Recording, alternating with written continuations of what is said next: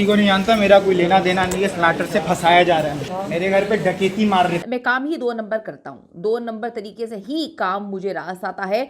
जो रास्ते में आता था मैं उसको हटा दिया करता था। अरमगान के जी खौफनाक किस्म के एतराफ़े जुर्म जारी हैं। ऐसी ऐसी चीज़ें बता रहे हैं कि कानों को हाथ लगा रहे हैं कि इस तरह का लड़का किस तरह से पुलिस की गिरफ्त से बाहर रहा, किस तरह से ये दरिंदगी करता रहा और कोई इसको जो है नुकेल डालने वाला नहीं था। अरमगान के 3 मोबाइल और 64 लैपटॉप से आखिर क्या निकला। रिक्वेस्ट है जी, वीडियो को आखिर तक देखें, चैनल को सब्सक्राइब करेगा। कराची का इलाका डिफेंस, जहां से अगवा के बाद कत्ल होने वाले मुस्तफ़ा आमिर कत्ल केस में अहम तरीन पेशरफ्त हुई है, जहां पर FIA साइबर क्राइम के मरकजी मुलजिम जो अरमगान है उससे उन्होंने तफ्तीश की इब्तदाई रिपोर्ट तैयार कर ली है।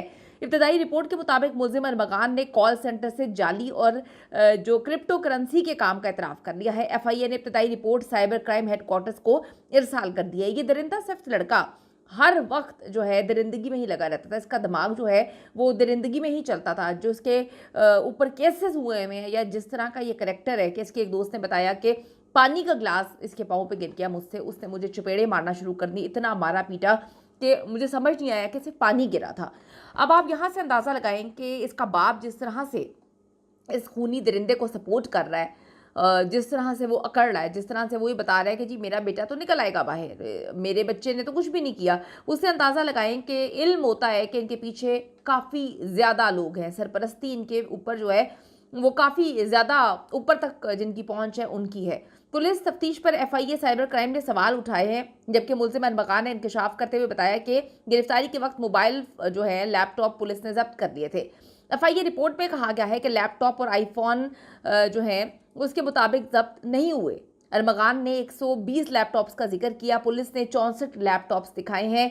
अब आईफोन में वर्चुअल करेंसी का अकाउंट मौजूद है। डिजिटल सबूत के लिए आईफोन और लैपटॉप मिसिंग है। अब ये मिसिंग किसने की है?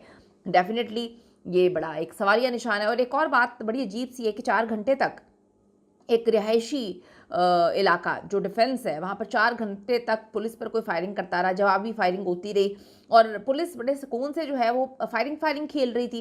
किसने पुलिस को कहा था कि अंदर नहीं जाना? क्यों पुलिस ने जो है वो इजाफी फोर्स नहीं मंगवाई? क्यों पुलिस जो है इस दरिंदे को नहीं पकड़ पाई? तो ये 4 घंटे क्यों खेल जारी रहा? किसकी ईमा पर खेल जारी रहा? अब जो FIA कह रही है कि इतनी सारी चीज़ें मिसिंग है, तो ये लैपटॉप्स कहाँ गए, मोबाइल कहाँ गए, किसने गायब किए? आप और मैंने तो गायब किए नहीं है। FIA जो रिपोर्ट अब दे रही है उसके मुताबिक मामला तो काफ़ी ज़्यादा संगीन है और काफ़ी लोग इसमें सपोर्ट कर रहे हैं। मुलजिम अरमगान ने 2019 से अपने तमाम बैंक अकाउंट्स बंद कर दिए थे।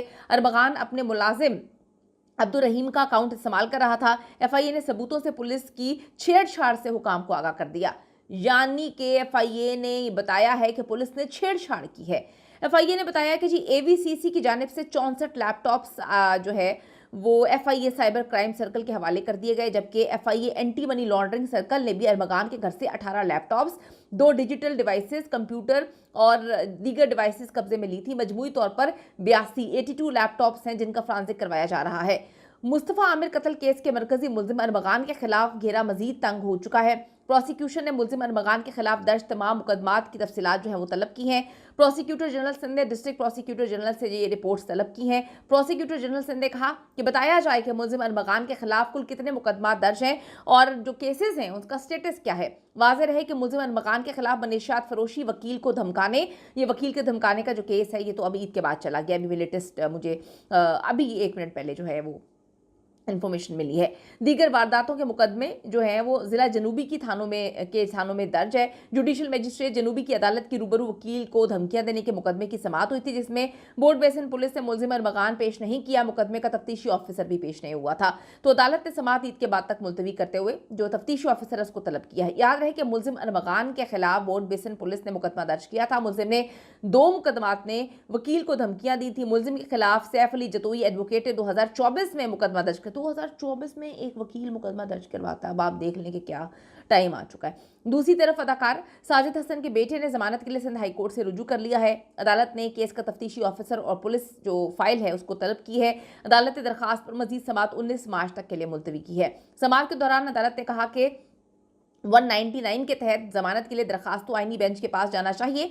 वकील दरखास्त गुजार ने कहा है कि दरखास्त जमानत रेगुलर बेंच सुन सकती है। इस पर अदालत ने कहा कि यह देखना है कि दरखास्त आईनी बेंच सुनेगी या फिर रेगुलर। वकील ने मौक़िफ़ अपनाया कि साहिर हसन को जबरदस्ती मुस्तफ़ा केस से जोड़ा जा रहा है। मुलजिम अदालती रिमांड पर जेल में है। अब कौन किसको ज़बरदस्ती जो रगड़ रहा है या इन्वॉल्व कर रहा है, ये तो आने वाला वक्त ही बताएगा। लेकिन जो पुलिस ने भी सारी चीज़ें की हैं, ये बड़ी अजीब सी हैं, बड़ी मिस्टीरियस किस्म की चीज़ें हैं जो पुलिस पर मामलात सवाल उठाए जा रहे हैं। अल्लाह बेहतर जानता है, लेकिन एक बात तो है कि अगर इन दरिंदों को कैफ़े किरदार तक नहीं पहुँचाया गया तो ट्रस्ट मी, ये वो हाल करेंगे कराची का कि फिर सोचने वाले सोचेंगे कि जो नौजवान नस्ल है उनके अंदर जो ये खून की जगह जहर डाल रहे हैं, इसको कौन पूछेगा।